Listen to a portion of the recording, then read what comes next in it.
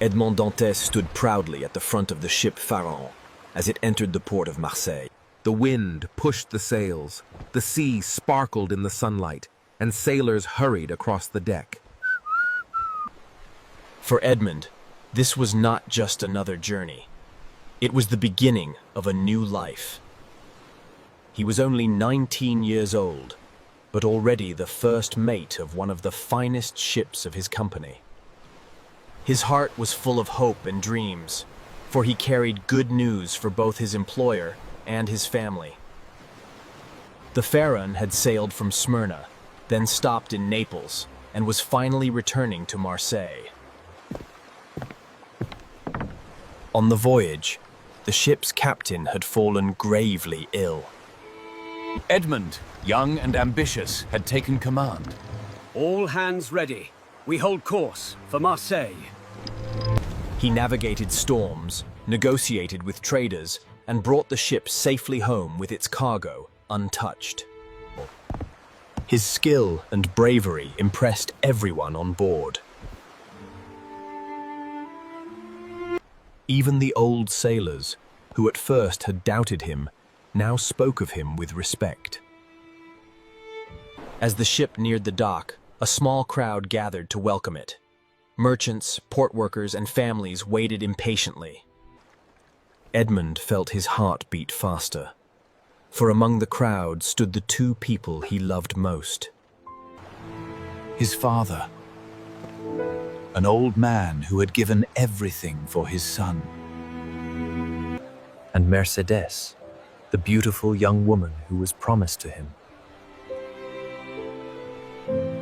The ship anchored, and Edmond gave sharp, confident orders.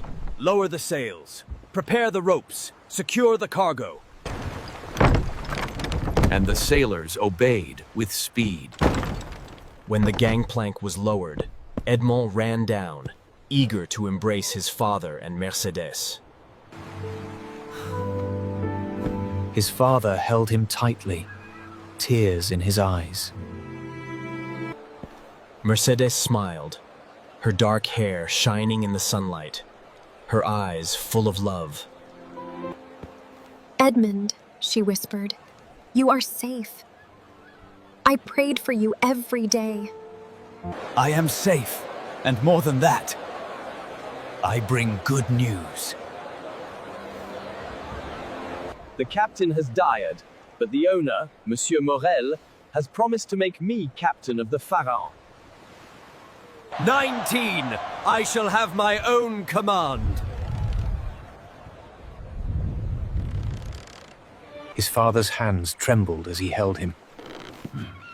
Captain, my son, you make me proud. Mercedes lowered her eyes modestly, though joy filled her heart. To be the wife of a captain meant security and honor.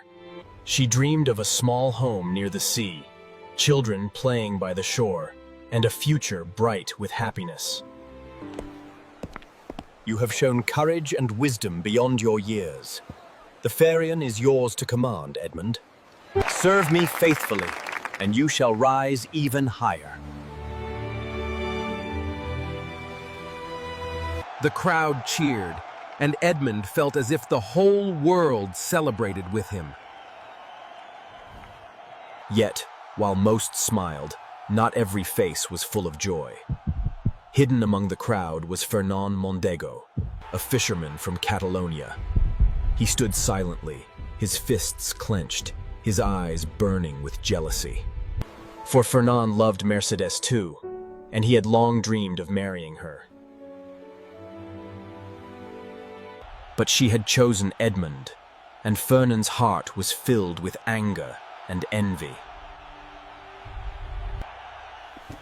Another man, Danglars, the ship's purser, also looked at Edmond with bitterness.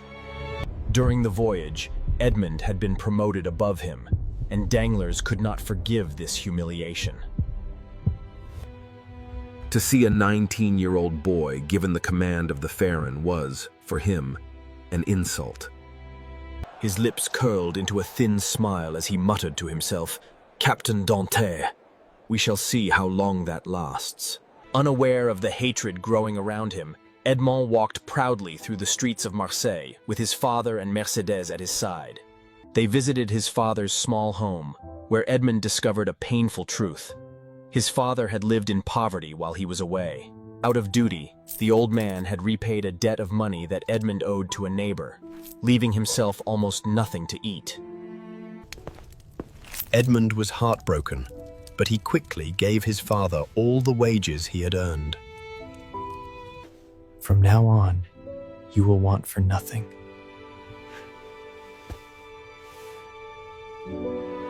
The evening brought more joy. Edmond and Mercedes walked along the shore, speaking of their future. The sea breeze touched their faces, and the horizon seemed to promise endless possibilities. They planned to marry as soon as possible. Mercedes leaned on Edmond's arm and whispered, My love, we will be together forever. I wish this happiness could last forever. It will. Nothing can take it from us. But fate had other plans. While Edmond celebrated, Danglars and Fernand met secretly in a dark tavern. They spoke in low voices, their words heavy with malice. Edmond has everything. Mercedes, success, the captaincy.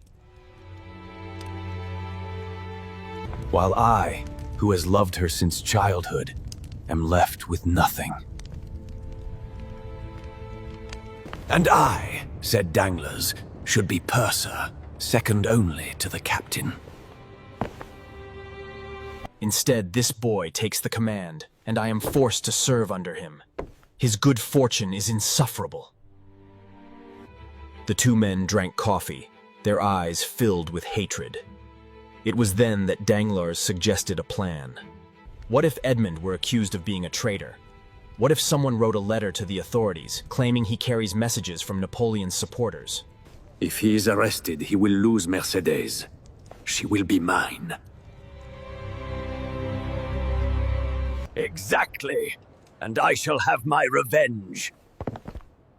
He will never be captain if he is in prison. That night, with careful handwriting, Danglars composed a letter. It accused Edmond Dantes of carrying a secret letter from Napoleon Bonaparte to his followers in Paris. The accusation was false, but it was dangerous. The government feared Napoleon, who had been exiled but still had many loyal supporters. To be suspected of helping him was enough to destroy a man's life. When the letter was finished, Fernand delivered it to the local prosecutor. With that single act, Edmond's future was poisoned. The next day, Edmond's friends gathered for his betrothal feast. Laughter filled the air, music played, and tables were heavy with food and drinks.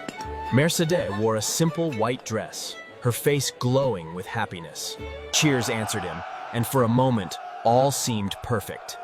But outside, in the shadows, soldiers approached.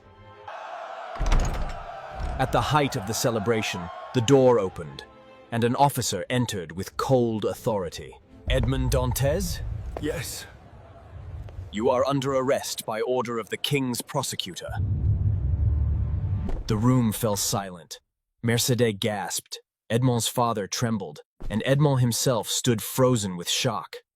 He had done nothing wrong, yet strong hands seized him and led him away.